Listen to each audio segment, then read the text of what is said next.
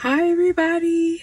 I have been trying to think like what do I want to talk about next? Like which story do I want to tell next? And if I could find the comment, I will try to pin the comment. But somebody asked me early on in the first video to discuss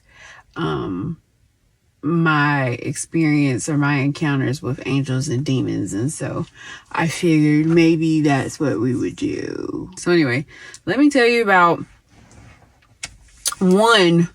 Okay, and he's probably the main one. I've seen different ones, but this one has probably impacted my life the most, and that is this big old nasty demon that decided to sit on my bed one night.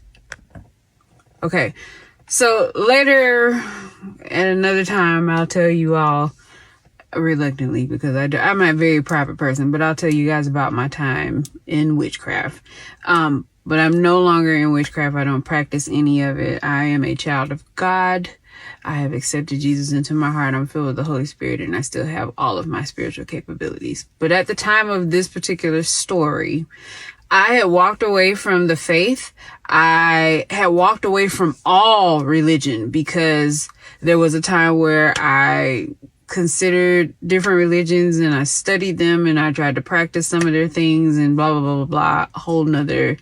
Y'all, I have lived like 12 lives. You probably should know that about me. But anyway, so at this particular time, I had walked away from God deliberately, and I was in the world of witchcraft. I was doing blood transactions. It was a mess, but you would not know it by looking at me. I look like just a normal teenager. You would never know. But my mama did, okay? That's another story. So also, y'all who keep coming for my mama because she told me to go to bed, let me make it very clear. My mama never said she didn't believe me. She just said to go to bed. And she later on in my early adult life explained to me, she said, I believed every single thing you said. She was like, but I didn't know what to do about it and it would freak me out. So I would just say, go to bed. But y'all start coming for my mama. I had a good mama. I love my mama. She was a good mama. Okay. But anyway, I was living in a terrible way. I really was. And I was about to die. I also had suddenly developed an illness in my body. The doctors couldn't figure out what was going on. My mom was constantly having to rush me to the hospital. I almost died twice. I had to have a procedure done. I woke up in the middle of the surgery. I went through. Okay. When I decided that I no longer wanted to do it, when I decided that I wanted to give my life back to God, that is when the most boldest demon revealed himself. So I'll never forget, I was 17 years old.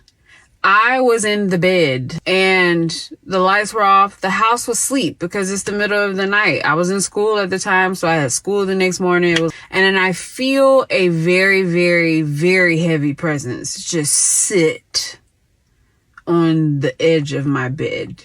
I mean, it was so heavy, it made me raise up.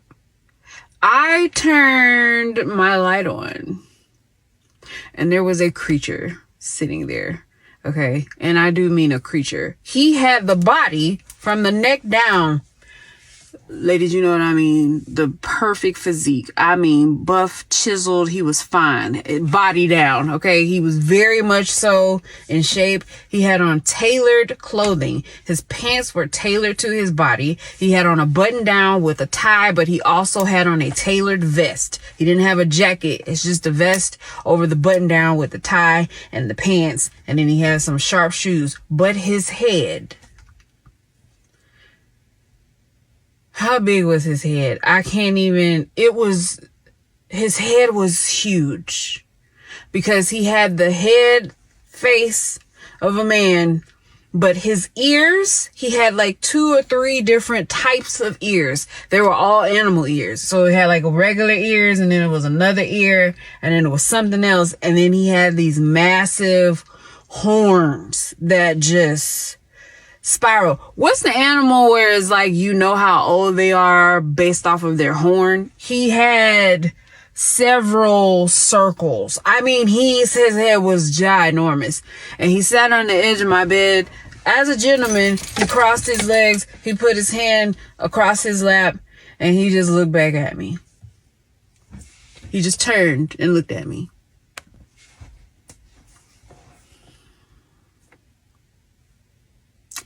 I really should have been afraid. But I wasn't. I was annoyed. I remember getting up out of my bed, standing over by my closet, and I looked at him, and he looked at me, and I looked at him, and he looked at me, and I said, "Get off of my bed." And he didn't speak words, like verbally, but I heard everything he said loud and clear.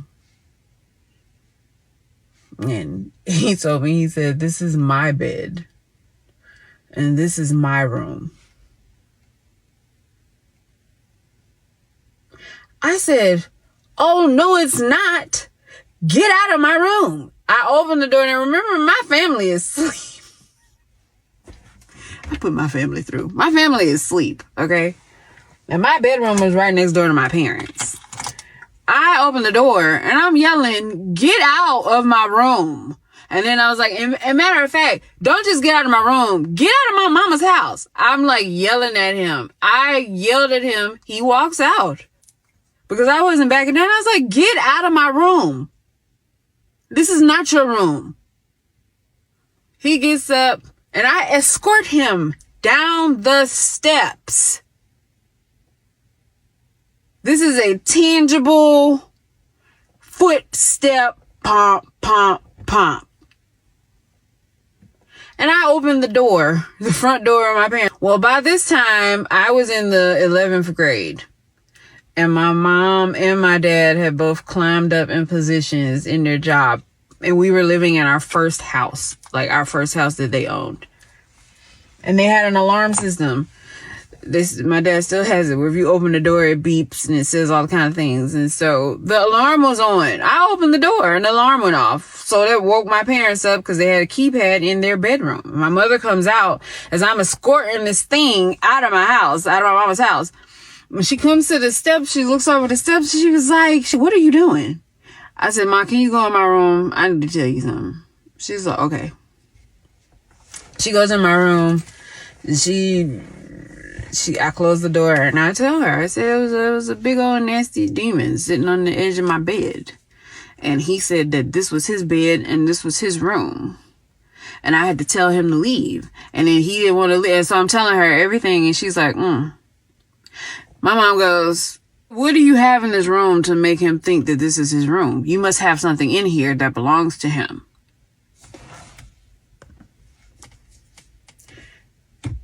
I said, the only thing I could think of would be my CDs. And she goes, "Your CDs?" Yeah. So I had a bag, and I do mean a bag. Well, no. At that time, it was a box.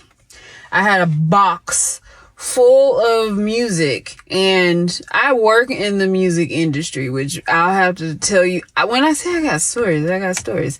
I've worked in the music industry for almost all of my life. All of my professional career has been in the music industry, and then I grew up in it because of my mother and my grandmother. So music has always been, it's like we listen to music. But remember I said I was practicing witchcraft? There were certain CDs that I played when I was doing certain things. There were certain CDs I would play when I was trying to, I'm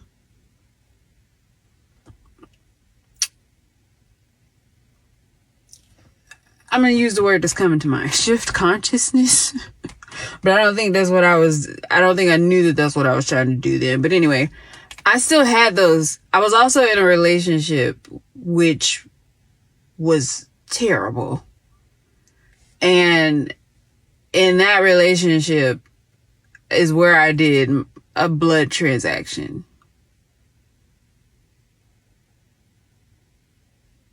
And so my ex was an artist and sketched this beautiful picture that went along. It was like candles. It was just, that's all it was. It was just candles, but my ex could really sketch, and wrote a poem and then put a drop of my blood. Well, no, my ex's blood. Put a drop of my ex's blood on the paper. And I still had that.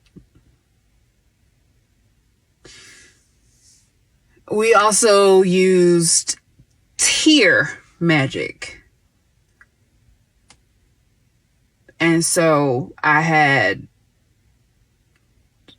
some of the things that we had written to each other and used tear magic on. I still had all these things.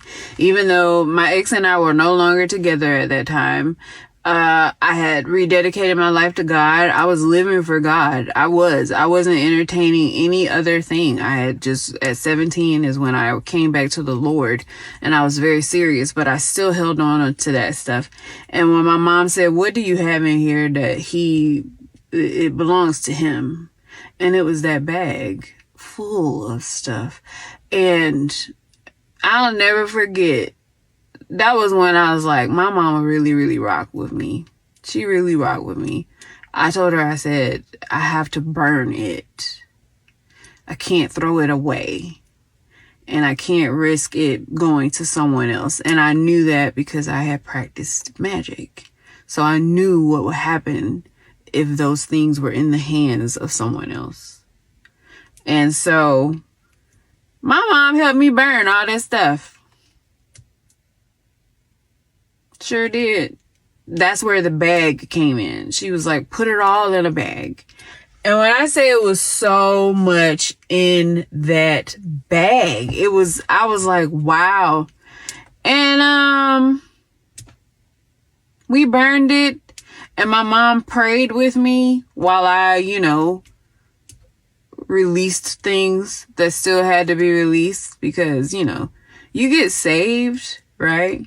But what people don't realize is that saved also needs discipleship. And in discipleship is usually when you'll get like true deliverance. Because there'll be things. There'll be things. So, anywho. That was the biggest demon. He's the one that has made the most impact in my life. Now, I have encountered other demons that I just was like, But honestly, when you go through what I've been through, when you have a nasty monster sit on your bed and tell you that's his bed and that's his room, it's not going to be too much that scares you.